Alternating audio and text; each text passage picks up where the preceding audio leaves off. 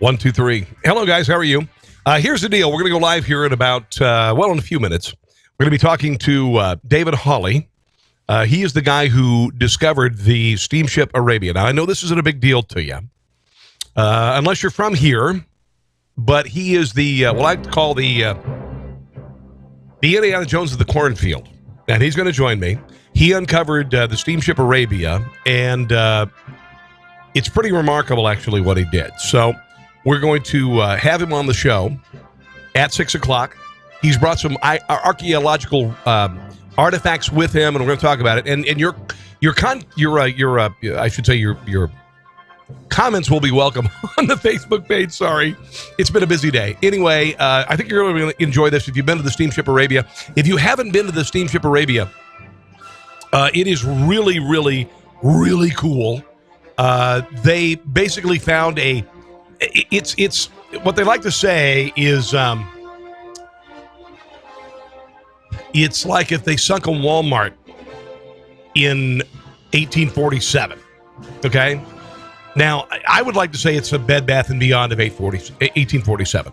So we're going to have that for you here. And like I said, David Hawley, who has invested fortune and blood into doing this endeavor. Not only, by the way, has he invested in the Steamship Arabia, he is in the middle of a giant dig that could make the Steamship Arabia look like child's play. All right, so we're going to get to that very shortly on the show. And it's going to be awesome. So we're going to have him on here. What I'm going to do is I'm going to give you some music to listen to while I hang out and while I get Mr. David Hawley ready to go. Be ready to have if you wouldn't mind, get ready to have your comments ready, okay? So get ready to write me, and please share right now, because we are literally 12 minutes away from David being here, and I think you're going to enjoy this. I think you're really going to enjoy this. This is a guy who lived a dream, got investors, and uncovered history that would have never been discovered. Would have never been discovered. But this guy did it. All right, so we're going to be talking to him again in about 12 minutes. So thank you for joining me tonight. Hello, Ryan. What's going on, my brother? Ryan has already joined me from Maryland. Thank you very much. I want to mention something real quick to those of you who have been following, what I've been doing. We're real close to making this, I think, viral, the podcast. It's growing dramatically. It really is. And I'm getting Twitter followers every day. And I know it's going to pop, guys. I know it's going to pop. And I want to thank you because it's been 6 months. It's been 6 months. And it's been really an enormous burden at the same time, a wonderful opportunity for me to try new things. So, again, we have coming up the Indiana Jones of the cornfield, David Hawley. He uncovered a magnificent steamship with millions of dollars, a treasure trove of artifacts from 1847. Okay, he's working on another dig. So if you don't mind, I'm going to take a break. I'm going to run the other room. Going to make sure we have everything going. And when I get back here, guys, and Ryan and you other guys, share right now on social media.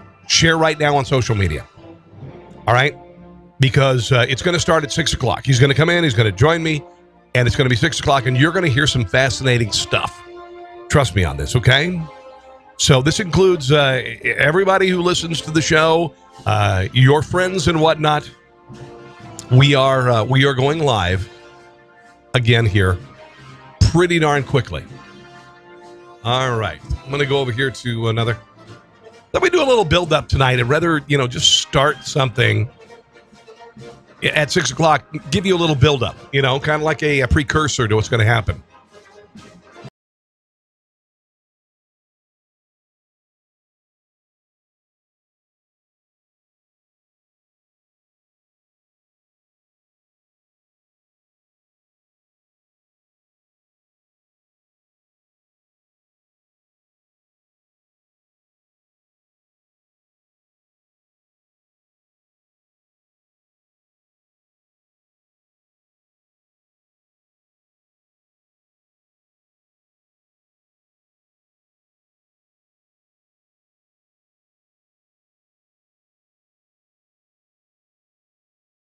Like I said, we're going to begin this very shortly.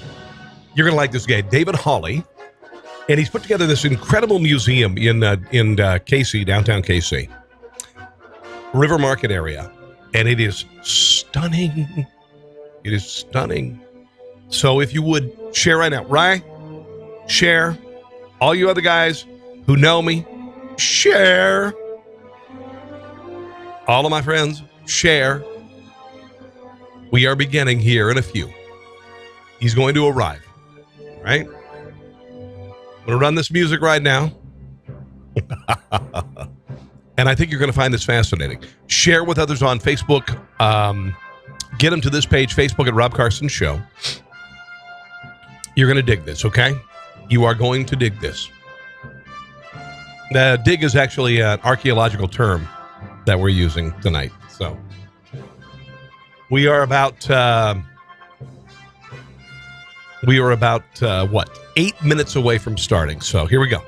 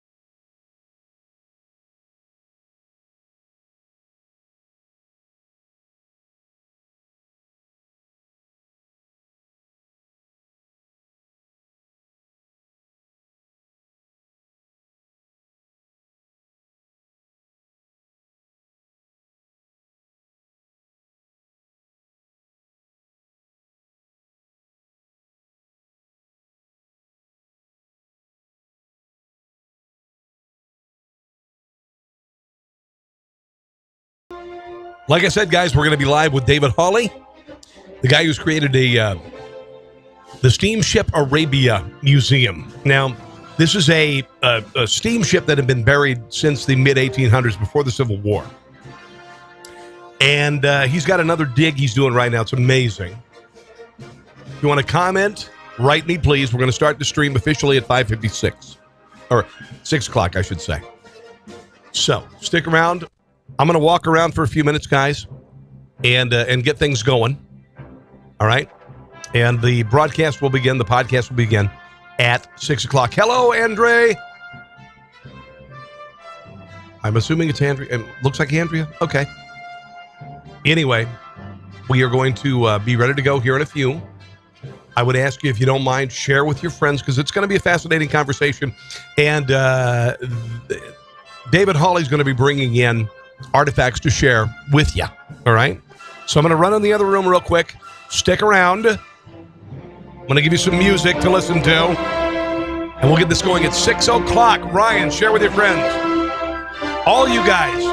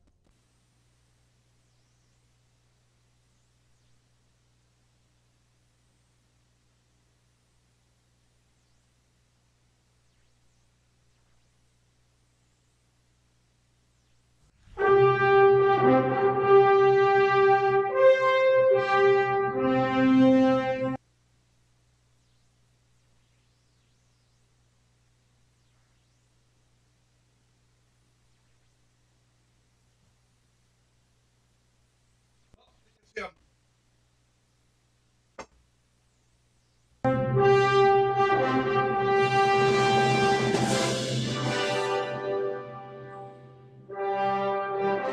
No, let's not do that. All right. David Hawley will join me in a few. He is the curator of the Steamship Arabia Museum. All right, so stick around. Going to start in a few.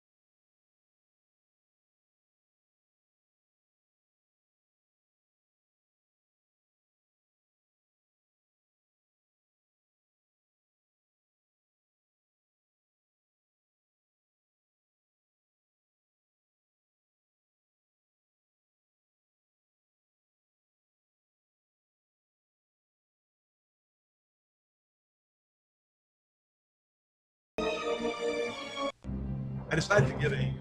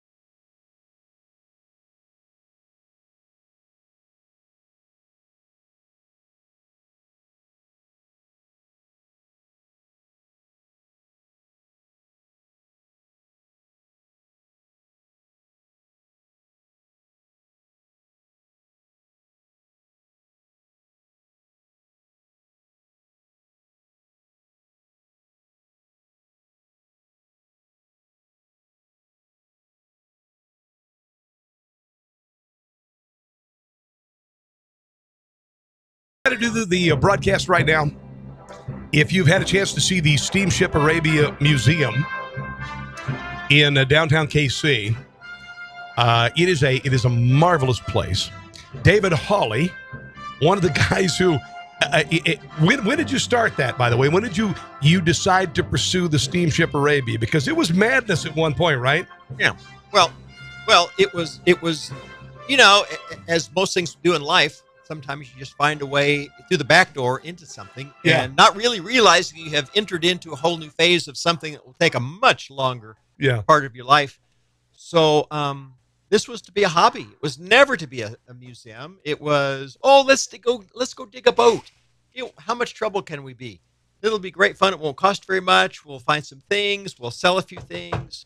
Then we'll go back to work, and it'll all be a happy memory. But hold on, I've got a child downstairs making noise. Avery, and we got 3 dogs. David, welcome to the chaos of a home studio. Avery, hold on one second. I apologize. My son is making. Tell Will to be quiet, please. Downstairs, tell him to be quiet. Thank you very much. That's my daughter Avery, David, by the way. And I'm giving you the fan, by the way, the cool fan. All right. So anyway, so you decided out. Were you inspired by anybody else? Were you when you decided to go after the Steamship Arabia? Yeah. And I know your brother was involved, and God bless him. Yep. I know he passed. Yep. 2009, right? Yep. Why? Of all the things you could do in your life, you have a refrigeration company. We fixed air conditioners. You fixed air conditioners. Furnace. Could you look at mine real quick? I could. But out of nowhere, you decide that you're going to pursue this venture of something that you knew was under a cornfield. This is pretty wild because I've been following archaeology since I was a kid. All of particularly the Caribbean area, all of the Spanish galleons and all that. Yeah. But there were galleons, not necessarily. They're more archaeology galleons than golden coin galleons that were traveling up and down the awful Missouri River. Yeah, which was terrible to go up, but great coming back. Right. Well, a lot of them sank coming home too. It was a really? danger. Yeah. It was a No, actually, no. Going up was good. Coming back was bad, right? No, it was dangerous going up and coming back. Okay, all right. Missouri River's terrible. It gets you no matter where you're at. And it's narrower, and it has a lot of trees and stuff that the Mississippi you might not experience as much because it's a broader, deeper river, right? The Mississippi is a broader river. It's not as fast a river. The fall rate, the fall rate from the continental divide, Gotcha, is very steep. So coming down from the mountains to St. Louis, where the Missouri meets the Mississippi, that would be like the same thing as tilting your table up and pouring water on it and watching it run really fast. Really? Yeah. I didn't know that. So for every mile between, Denver, it's the Mile High City, right? Yeah. Okay. So there you go. So from the Rocky Mountains, as you come east, that ground drops. And the faster it drops, the faster that river runs down the hill. Wow. And so the soil along the banks of the Missouri River is what they call alluvial. It's been washed in from the high plains. Okay. And so it's a lot of sand, it's a lot of silt, it's not very stable. And so now as the trees grow up along the banks of the river, at some point the river washes under them and they fall into the river. And so all these trees have been sitting there now for, since time began. Yeah. And at the river's surface, where the water and the air meet, the tree rots. Now, it may take a lifetime for that to occur, but it will. Yeah. And so the tree that's under the water is still strong.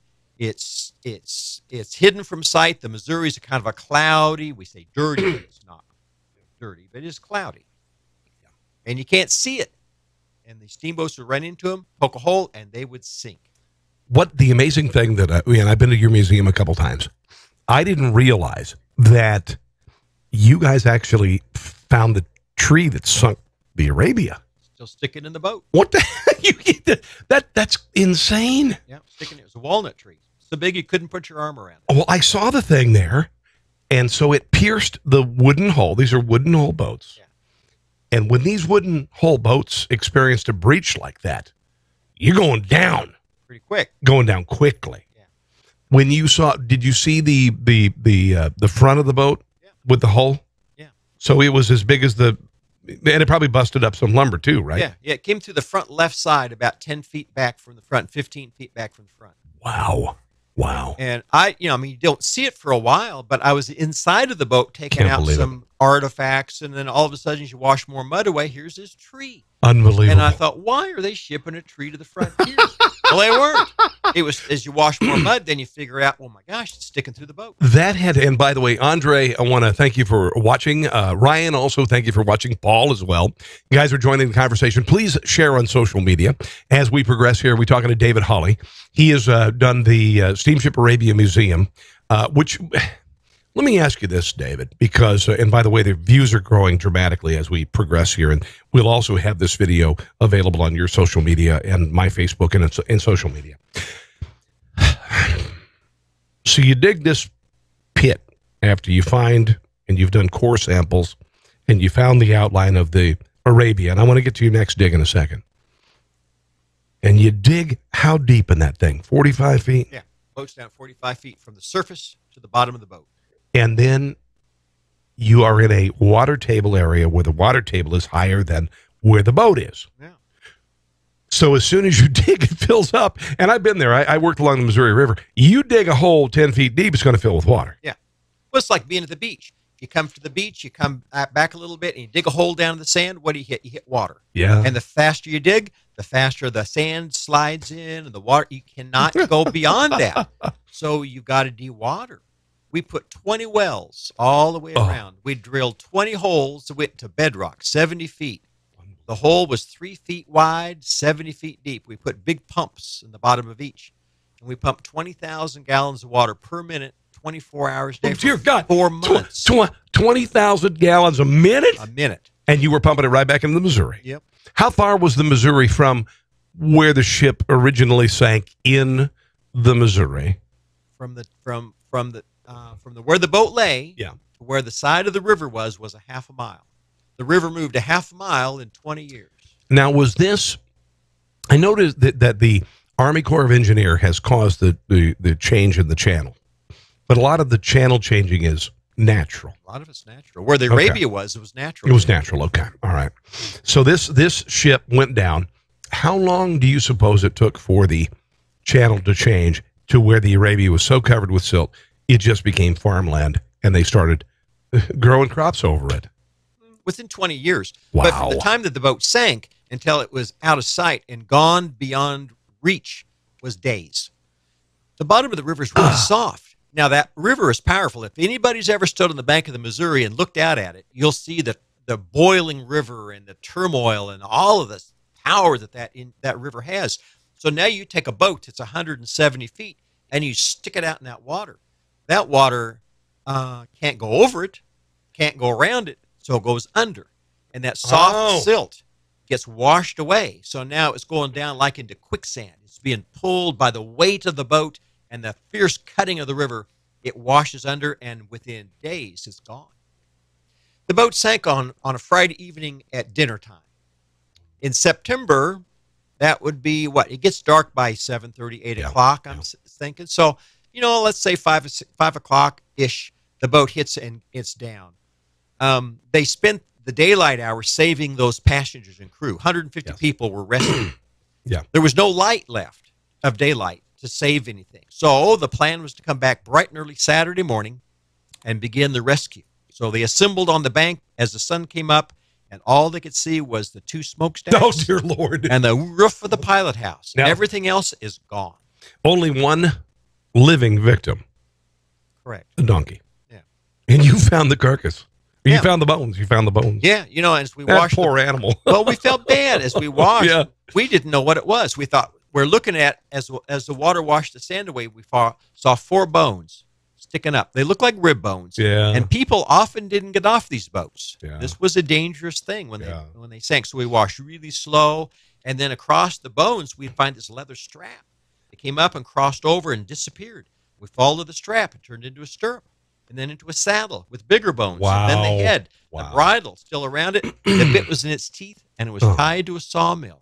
And when we got back and looked at it, it looked to us like a horse with a saddle on its back, and it died because the guy didn't cut the reins. We felt really bad. Oh, that stinks. So we thought, we got to name him. Got to call him something. Yeah. So we thought for a couple of days, and we decided we'd call him Lawrence. So this is Lawrence of Arabia, of course. Of course it is.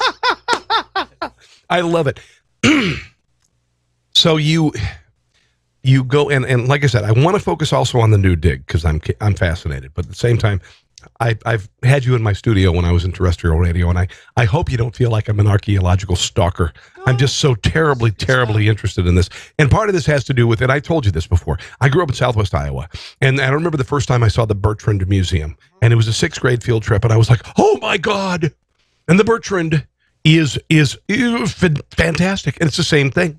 It's as if you sunk a Bed Bath and Beyond or a Walmart in 18 whatever, and it's incredible. Let me ask you this, because I follow archaeology around the world, and I know that there are different, like in Norway, there's a marvelous ship that sunk on its, and I'm trying to remember the name of it. Vasa? Yes, the Vasa. Stockholm, Sweden. The Vasa. The Vasa was this magnificent ship, and it was almost as bad as the Titanic at the time because it was this marvelously carved, brilliant ship. Warship. Yes. And the thing is, they were heading out of the bay in Stockholm, and it was struck by a strong wind, and they had the cannon doors open because it was going to be a glorious launch of the ship, and it tilted, and it flooded, and it sank, and they found it 400 plus years later, basically perfectly preserved because of the lack of oxygen in the cold water. Yeah, but what happened was the king came to look. It was a warship, and he said, we need more cannons. And so the architect said, oh, we'll build it higher and taller and with more, and they did. And the king came and says, we need more cannons. Yeah. And so at some point it got so heavy, top heavy, that when it got out into the harbor, the weight of the cannons and the top heaviness of what the king had asked for toppled over and sank. It was like the 16th century version of the first generation of Ford Explorers. Yeah. It was kind of like that. It's kind of like that. But it's interesting, that. But at the same time, there are things that cause things to be preserved. When it came to the Vasa, you were cold water, mud, lack of oxygen. Correct. Similar situation, not as cold certainly, but similar lack of oxygen, sunlight, etc. when it comes to the steamships being buried 45 feet down under cornfields. Tell me about that. Yeah, it's called an anaerobic environment, one without oxygen. And you take all things in our world today that you'd look at and say, oh my gosh, that will be gone in a few years. But you take the oxygen away. We found barrels still filled with butter that still smelled fresh. And by the way, also, you had some pickles. Yep, jars of pickles. Did you taste the pickles? I did not. I don't like them, so I wasn't going to have one. Jerry, though. Butter, too? Butter? Yeah, we had butter. Jerry, one of our guys, he said, I'll eat a pickle. Really, Jerry? Yep. He says, I'll eat the pickle. They look okay, and they did. Brilliantly colored through the jar. I thought they looked great. Uncorks this thing, pulls the pickle out. Looked at that pickle a long time, smelled it, and ate it. And he'd say later, he says, it didn't crunch to eat it, but it wasn't soft or squishy, or it didn't taste weird. It was just like eating one from the store. Wow. We watched him a couple days. I would be certain. Coming back. Yeah, and the same thing I noticed with the Bertrand Museum. They had a lot of the pickled items that were there. Now, you are working on a new dig. Tell me about this, because I started talking to you about this about a little over a year ago. There are 400 possible shipwrecks that are available. You've discovered how many? You know where they are. 11. 11. What is this one? The one that we're working on now is one called the Malta. Oh, really? Steamboat Malta. 1841, September, it sinks. Built in 1839 in Pittsburgh, Pennsylvania. It was owned by and operated for the American Fur Company, a guy named Pierre Choteau Jr. Choteau. I've heard Choteau on street names all over the place. Yeah. Choteau is a big name. Auguste Choteau, his dad, at the age of 13, and his stepdad, Pierre Leclerc, come north from New Orleans, looking for a place, for a fur trade post and for military and for, to extend the realm of the French. And they look at this little place on the bank of the Mississippi and say, oh, what a great place for a fur trade post. And they get out, and Augusta, who now is 13, and the deckhands get out and begin to clear the brush. Pierre heads on back south again. He would have come back eventually.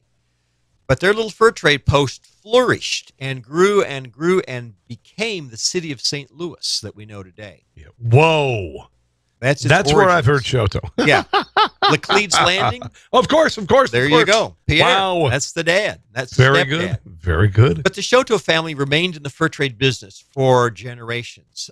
His son Pierre Jr. would take over the job from his dad eventually, and was the first of the Shoto family to use steamboats in the family business of the fur trade.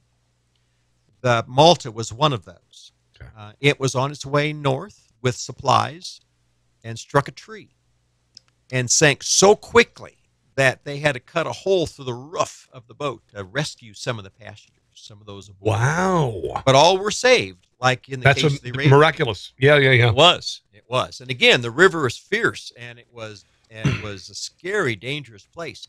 The guys got off, the boat remained. And over time, the river changed, as it always does. Yeah. And then map makers would come along years later and say, as we make these new maps, we'll call this bend of the river where the Malta went down, Malta Bend. Okay. Years went by, a town was settled nearby, and those who created the little town said, what should we call our town? Oh, let's name it Malta Bend. And at restaurants, they serve Malta meal. There you go. All right. Malta Bend, Missouri is the only town I know of that was named for the steamboat that sank. No kidding. Yeah. Now, I've talked to you this, and you talk to many people, so you probably, I don't know if you remember me or not, but I remember you said that when you do the core samples, and you're finding a ship, when you went to go for the Malta, that you were drilling core samples, and if it came up with hair and all that, it was returning from the trading post where they'd given them goods and they were returning with furs. Yeah. And if that's the case, it's worthless. You did rotten old furs underground. Yeah. Well, we know what buffalo looked like pretty much, and so it would be interesting to dig it. Yeah. But the collection going north would be far more of interest, at least to me. Of course. And it's full of stuff. Yeah. So when you did that core sample and you're curious about this, what kind of things did you find? Okay. So we've done our drilling. Okay. We found the boat. Magnetic survey has been located. It's in the Malta Bend area of the bend of the river, not the town, but the bend of the river where the map maker said it should be. Got a target. So we test drill down and hit wood at 37 feet deep, and hit it again at 37 feet. So we've now outlined our boat. Okay. So we've test drilled now 50 or 60 times. We've defined the front, the back, and the sides. Gotcha. Got it marked out. Gotcha. Okay? So now we're saying, which is the front? If the front is the southeast corner, it's heading home with furs. If the front is the northwest corner, it's heading north with goodies. Gotcha. Okay. And just as you were saying, you test drill down with a core sampling rig, a drill, and bring up furs. It's off to the next boat, as far as I'm concerned. So down we go, and as we hit that 37-foot level, the highest part of the boat that we have found thus far, you can feel the drill engage, and it cuts, and it's heavy, and it's hard to get through. But once it cuts through, an inch or so later, the drill goes quicker and easier now. So we know we're down inside. We go 3 more feet. We're now down to 40, and we stop, and we capture, and we bring it to the surface. And I'm telling you, that was a long trip up because it changes the direction of what we do next. But when it came to the surface, there was no fur. We found 150 gold buttons. Okay, you brought some stuff. Oh, okay. Share this with people on Facebook. We've got a couple hundred folks online right now, and it's growing as we go. The unveiling. Now, this is fascinating to me because you spent so much time preserving everything with regard to the Arabia. That piece of the hull, you had to nurse that for 3 years before it stabilized. You had to nurse that thing. Oh my God, this is fantastic. We're going to see Steamboat Malta. Yeah. Archeological. I'm like, this is like King Tut's tomb to me, brother. These buttons have been hidden for 175 years. Share this on social media right now. They sank. Share this on social media. This has been underwater, under dirt, under mud, 175 years. Since 1841. Oh, my Lord. Think of all the history that has gone on in this country since 1841. They came from, we best guess, from Birmingham, England. We could not make these in this country at this point. Okay. They were shipped from overseas. Wow. Going north. But for what purpose? I don't know. Now, did you find some of these when you bore down originally? No. This was in that core sample. Oh, my. Okay. Let me grab the camera.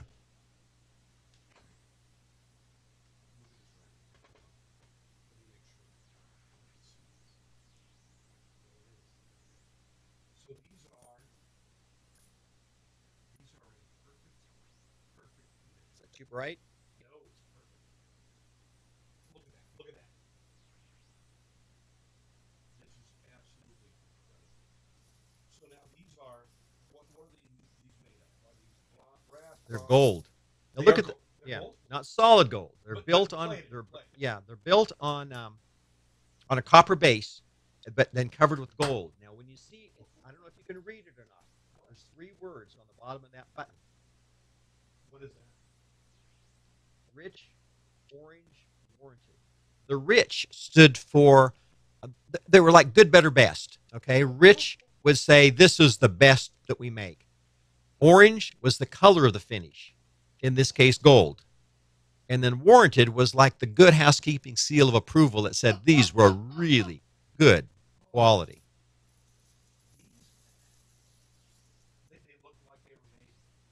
Yeah, it was amazing. These, pardon me, and I got off mic. What were these used for? Whose buttons were these, by the way? I'm kind of curious about it. I know, aren't we all? Yeah. Because they could have been anything. There are some of the Indians that wore these on their coats. There was a chief named gosh, he had a big red coat. Chief David, I think. And I remember seeing him in pictures with buttons like this. But then again, you look at some of the pictures of George Washington and some of those guys, and these were the buttons that are like similar to that they had. These weren't layman's buttons. No. These weren't the buttons that you buttoned up your whatever and you went out and worked. Everyday folks. No, these were not for everyday folks. And they're gosh, they're darn heavy and they're gold. Yeah. And they are incredibly well. They've never been used. Look at this. They've never been used. Wow. How many did you find? 150. 150, and you got them all right here too. Pretty much. There's a few left at the. And these you're not so worried about because they have lasted. Gold is very stable. Gold isn't going to get eaten alive by rust. No. Gold doesn't rust. No. There are a lot of metals that don't rust. Aluminum don't rust. Yeah, the gold will be fine. Oh my gosh, these are fantastic. And now remember, this is just one sample. I mean, what was the box like that sat next to it, Yes. or the one underneath it? How many do these? How far into the dig are you, man? How far? We haven't even started. We done a sample. This is what you got without just a little sample. Have you ever seen that TV show called Oak Island? Oh, I know about Oak Island. When you below the oak tree and they level after level after level after level. The pirates dug the thing. I've been following that since I was in fourth grade. You have no idea, David. You're seeing more on this table than they found in all the series of Oak Island all put together. I think you and I are kindred spirits because I remember growing up. The first book I read. Are you ready for this? The first real book that I read. I was in 5th grade, and I read A Night to Remember. That was the Titanic book. Yeah, and I was fascinated by Oak Island, and they kept drilling down, and it would fill with water. Yeah, and it would drill down, and they'd fill with water, and all this. So I don't know what's available at Oak Island, but you have some similar things going down. You're going down. You're going through wood. You're like, what's here? Oh, we got some whatever. Then we're going down a little further. You're not drilling as deep as Oak Island. Oak Island went down a couple hundred feet, right? It goes way down. I don't know how far down they are, but they never find anything. No, and that's why I think that's a fool's errand. What you're doing is not a fool's errand. One can only hope. Yeah. Okay. So I talked to you. More. Oh God, I want to see this. This is so fantastic. Now this is all again out of one sample. Oh, what did you get? Ceramics. Oh, now tell our listeners or our viewers the ceramics you found with the Steamship Arabia. They were European made, right? For those who don't know what they're all about, because they're beautiful. Yeah. And you had the heartbreaking things are obviously a lot of broken pieces. Yeah. But there were some intact, glorious pieces. Most of them were fine. And you know, that did not occur, in my opinion, during the wreck. Okay. It hits the tree and goes into the mud. It's a soft landing. Think of all the things you get through the mail that are broken. Yeah. When they were shipping these things out of those warehouses, they're putting them on those steel wheel dollies and across the cobblestones and down to the river. This is, we believe, what that piece is, unbroken, that you're holding. This is a pearl well pepper pot with slip decoration. The date 1820. Wow, the price is about $2,500. Compare the hold up the piece of pottery. Look at the design on. Oh, that's exactly what it is. Exact match. That's exactly what it is. That is spectacular. Look, that's absolutely perfect. Absolutely perfect. This is amazing stuff. Okay. Now you've got this pottery going. And we got fabric, black and red wool. That's coarse. That's almost a weave like you would find in burlap. Burlap. By the blankets or whatever. That you're sharing this with me, honestly, David Hawley, Steamship Arabia Museum. I'm really honored you do this. I mean, this is because I'm a geek when it comes to archaeology. So look at how perfectly preserved. Let me do the high def camera over here. See it? That is a perfectly preserved piece of burlap that was from 1841. Yep. Black and red. Now that's often a very popular color. And this is from the core sample that you did. Yep.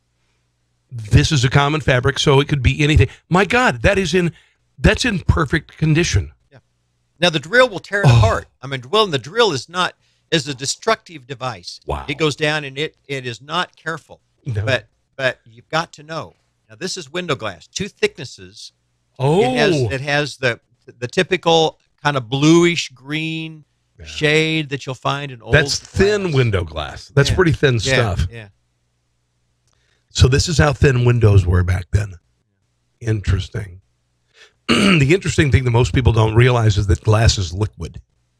And when you get these old windows in 1820, 1840 houses, they get this kind of weird striation. They're still liquid. Well, the striation comes from the manufacturing part, but they say as it sits on the end, it gets thicker at the bottom and thinner at the top. But we had people that come to the museum years ago with a micrometer, and they measured hundreds of pieces of our panels of glass, and from the top to the bottom and the left to the right, they were all the same. Really? And they sat without moving for 132 years. It may be a wives' tale. It might be. Might be a wives' tale. I've heard that glass, but I'm looking at it and it doesn't look like a liquid. Listen, you know so much more than I do. Rhonda, hello and welcome. Paula, thank you for watching. We greatly appreciate this. We're talking to David Hawley, the cornfield Indiana Jones, with regard to the Steamship Arabia. I remember talking to you when you originally said you were drawing the core samples, and I think it was last fall. You said we needed to have a window of opportunity to really open this thing up. Sounds like you haven't had that opportunity yet. You haven't initially dug out the big. No, not yet. Okay, no. All right. Still working through the permits. And anything in life these days, you got to get a permit from the state. Dear God, you're in a cornfield. Can you not go out and dig a hole? One thing, but no. The short answer to that is no. Really? Yeah, you got to get permits from the state. Mm-hmm. Okay, then you got to get your EPA and the Corps of Engineers. You got to visit with all of those folks, and that's kind of where we're at. What about the landowners? Jim's are they cool about it? Are they cool about it? Oh yeah. They got to be cool about it. Are they kind of, I'm going to imagine they're kind of thrilled about it, right? Nice folks, yeah. Jim and Janice, they're excited. His dad bought the farm long ago in the 1940s. Not perhaps. literally bought the farm. He's, He owned the farm. Yeah. Purchased the farm. Not like the traditional bought the farm. Bought the farm means you die, but you know what anyway. No, he did. And Jim grew out there as a kid. And yes, they've known about the boat. The whole town has known about it. Oh, they've known about it? Oh, my gosh. They've known for generations that there was a steamboat Malta that sank there. Really? They know the heritage. They know where their namesake of their town came from. No kidding. Oh, yeah. But they've never known for where it was. Now, earlier this year, after the test drilling, after we got it all lined, now we hadn't done this yet, this test drilling, and not have recovered these, but we had the boat outlined on the farm, and then we invited the school, and half the town came down to Jim's farm. There was 4 school buses got down there, and there seemed to be 100 kids and parents and so forth, and we had a really nice classroom experience and talked about the boat and where it was, and then after I got done talking, they could answer questions and go out and walk on the outline of the boat. And now for the first time, those kids their parents have grown up not knowing. Wow. These kids will know. They know where that boat is. This has got to be. So you are discovering a legend that has existed since 1841. Yeah. It's so darn cool. Okay. You've invested a hell of a lot of money in this. You've invested a hell of a lot of money in the Steamship Arabia. Yep. You had to convince a lot of people that this is worthwhile. Not a lot. Okay. It was, well, is it worthwhile? Are there faster ways to retire earlier? Yes, there are.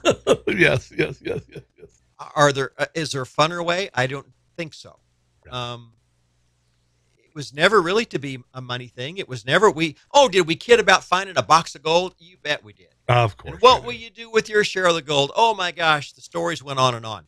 Yeah. But no one had pre-ordered the Mercedes. Yes, okay? Exactly. So down we go. We found this remarkable treasure, and we say we can't sell it. We got to keep it. We got to do a museum. And what was a hobby that wasn't supposed to cost very much ended up costing almost $1 million to dig it. That was money we had to go to the bank to borrow. Wow. So then we're saying we can't sell it. So now we need a building. So we find the building that we're at there in Kansas City, and we fix up this old place with more borrowed money, and we open up $1.5 million later. My daughter getting a piece of bread. Thank you, dear. It's very professional of you. Go ahead. Sorry. And so now we're in a lot of debt, and we eventually would pay it back from the admissions of people coming through. We've not had government money. We've not had, sold artifacts. It's just folks that have come over the years. And the Malta will be much the same. What are you going to do with it? What are you going to do? Are you going to expand the museum? We can't. You can't. It's not enough room down there. There's not. We're going to have to grow. We're going to have, now we're going to, we'll be fine for a while. And the collection from the Malta will come to the Arabia building where we'll begin to clean and preserve it. But we're having to look around for something bigger, a place where we can grow to, because not only is there another Malta, there's other boats to be dug too. There's 400 and you've discovered 11. 11. Let me ask you this, because I watched, I've done a lot of research on your digs, dude. Sorry. I'm hanging out here with, Stevie Ray Vaughan of archaeology, to me, with music. I'm fascinated by it. I'm fascinated by it. Man, you got to get down in the mud. You got to get down into a hole. You've got to see rusty, stinky, awful junk, and you open up crates and they're full of rotten boots, and you open up crates and they're full of needles and pins and all. There'd be a point that I'd be like, I grew up on a farm. I was knee-deep in bullcrap until I was 20 years old. And there's a point where you're like, I can't do this anymore. Did you and your brother and your family ever feel like, just cover this damn thing up? No, we never did. Okay. We always felt like it's hard work. It is hard work, and it's winter work. And we're digging in the coldest days of winter. Lord. In what would splash on you and freeze almost immediately. It was a cold winter. Not like the winters we've had here in Kansas City for the last couple. This would seldom break 20 degrees in the heat of the day.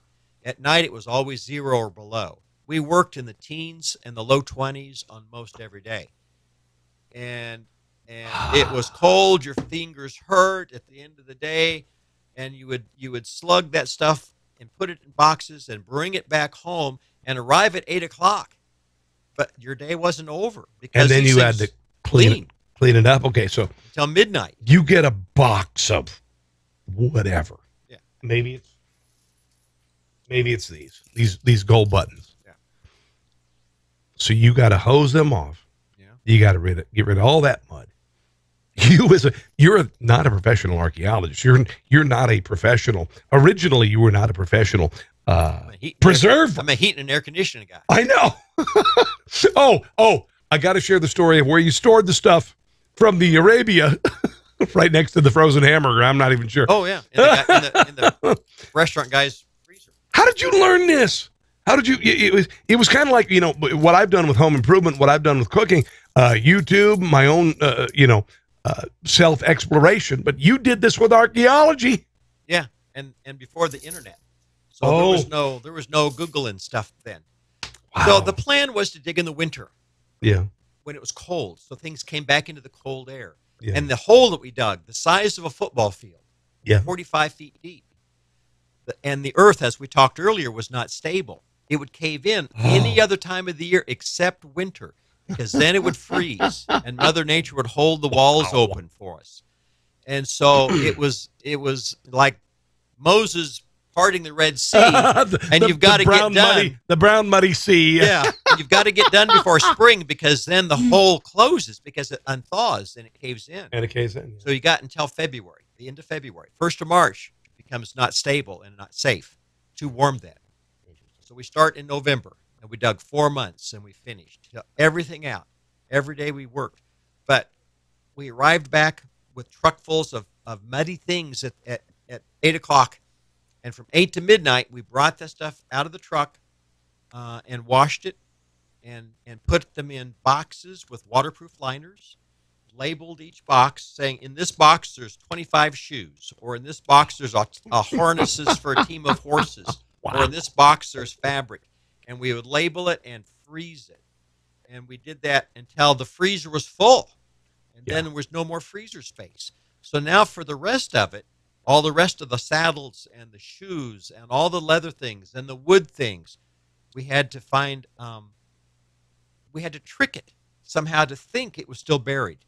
Yeah. Now down along the river, there's these caves that people have dug out. Oh, yeah. Okay. And so we rented some of that underground storage space. And in the cave, in the earth temperature, in the total darkness, we lined the rows up with galvanized stock tanks, 10-foot across, like you'd water cows and stuff in. Rigged up a little deal. It would fill it with water and dump it. Fill it with water and dump it every couple of days to keep the water fresh. Wow. And underwater in the cave at earth temperature in total darkness, it did fine until we had the museum built and a freezer built big enough for us to, bring them out of the cave and begin to clean them and preserve them. And still to this day, 25 years later, we still have 10 more years to go of cleaning the Arabia collection. I noticed that. It's a work in progress. Yeah.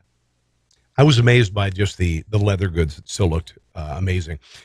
You've got the Titanic that went down in 1912, 105 years ago.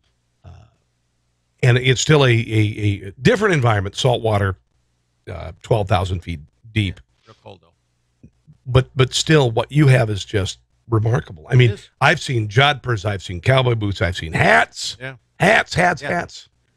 It's the largest collection of wet organic material, leather and wood and such, that's been found in the world from one dig site.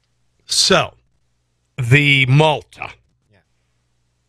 I know that you have a time window coming up in the fall. Yeah. Where you're going to have to look at the precipitation, all that for what's coming to decide whether you're going to go or not. Did you miss it last fall? Or you just weren't ready? It flooded last year. Okay. It was wet. That's what I was wondering. Because I talked to you a little over a year ago, and you said, we had a window, and I figured you must have met it or missed it. Yeah. Well, we chose not to pull the trigger on it because we were afraid of the flooding. The river ran high last year. Yeah. And it stayed high through it flooded in June of last year, and it just never went down. It never went down. So we were afraid that if it flooded again, it would get us. So we chose to wait. So you got the farmer here and his wife. What's his name again? Jim. So Jim's planting this year. Yep. We doing beans or corn this year? Well, we're doing a little of each. we're going to plant corn around the boat and beans elsewhere. Are you kidding me? Really? Why is that? Well, because corn comes out quicker. We can start sooner. Comes out in August, late August, 1st of September. That is true, because they say knee-high by the 4th of July. Exactly. A little slow, a little bit of wet this year. Little slow. The rain we've had this last few days, the heavy rain we've had, got a little rain coming up.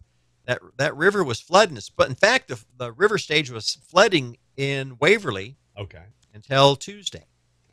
It may have backed up into his farm. I don't know. Well, I was noticing, I was driving south in Kansas and noticed there were some areas they didn't even bother planting because it was too wet. Forget it. Yeah. No, he's got it planted. I talked to him this week, and he said he got the corn and the beans in. How far is the boat from the river now? 1,500 feet. It's not too bad. No. I think this is fascinating. I'm honored you would be here on my podcast. We got about 400 people watching. It's going to grow dramatically. Trust me. We're sitting here at 6 o'clock. We start the thing at 6 o'clock, and people get the word out, and then we share it. And so people are going to see this, and I hope they're as fascinated. And I know they're going to be as fascinated as I am by what you do, David. I just think you're amazing. I think you're great. I hope you don't think I'm kind of like a stalker fan of yours, because I just think what you've done is so amazing. And again, I was inspired by the Bertrand when I was a kid, and just archaeology in general. Oak Island, the Titanic, all these things, all the Caribbean. Remember when I was a kid, the Caribbean, the gold finds, the Spanish galleons. Yeah. Oh, and the Vasa. We mentioned the Vasa. Yeah. Yeah. Oh, there's great stuff. I just have never had the cojones that you have to go, all right, let's do this. We're going to stop doing refrigeration, and not only are we going to dig up a ship, we're going to use our refrigeration units to preserve it. And I'm going to learn. Listen, I've learned how to make guacamole and fix houses and all this. You're the only person I've ever known who's dug up a ship that's 150 years old and saved the artifacts. I think it's amazing. I think it's amazing, dude. It's a collection we're saving. What can I say? All right. Now, I do have your website up for the Steamship Arabia 1865 or 1856.com. Yep. This is pretty remarkable because that's 1856. We're talking 15 years previous for the Malta. Absolutely. One final note. What are you expecting, and what are you excited about when you dig up this that's 15 years previous to the Steamship Arabia that was epic? We don't know a lot about the fur trade era. Okay. Yeah. For those who have seen the movie Revenant, DiCaprio, you saw the beginning of the story. You saw the mountain men in the wilderness bringing the furs out of the mountains, and later in time, they would bring those furs down those mountain rivers into the Missouri, and then down the Missouri and meet steamboats like the Malta. Wow. Okay, so you're going to pick up where that movie left off. And you're going to learn what it was that those fur trade guys, those mountain men, wanted to take back to the wilderness to trade with the Indians. And that's something we really, truly don't know a lot about. We know a lot, but there's so much more to learn. And the Malta will unlock that key to that greater knowledge of the fur trade of the 1840s. Well, I think it's fascinating. It's fascinating. I wish you the best. I'm honored that you would be here. And again, we'll share the URL with you and your followers. For those of you who did watch, and plenty of you did watch it, it's growing dramatically as the evening progresses. Thank you for checking out the radio program, the video program tonight. David Hawley, archaeologist, the Indiana Jones of the cornfield of the state of Missouri, going after the Malta, discovered the Arabia. Thanks for joining me tonight. It was a pleasure. Thank you, and thank all of your guests. It's been an honor. It's been a treat. It's been an honor. All right, guys. Thank you very much for joining me tonight, guys. We greatly appreciate, again, you checking out the show tonight.